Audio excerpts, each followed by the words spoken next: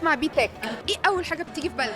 الكواليتي، جودة. تقريبا ما فيش بيت وما فيش جوازة بتتم غير لما بتك بتكون بتشارك فيها. بيقسطوا اي حاجه، فانا بجد بحبهم، يعني انا بجيب حاجات كتير منهم بصراحه. الثقة. انا بتعامل مع شركه محترمه، ايه رايك في نظام الميني كاش؟ يعني اي طريقه دفع مناسبه لاي حد. والقسط بيريح وبنخلصه اوام.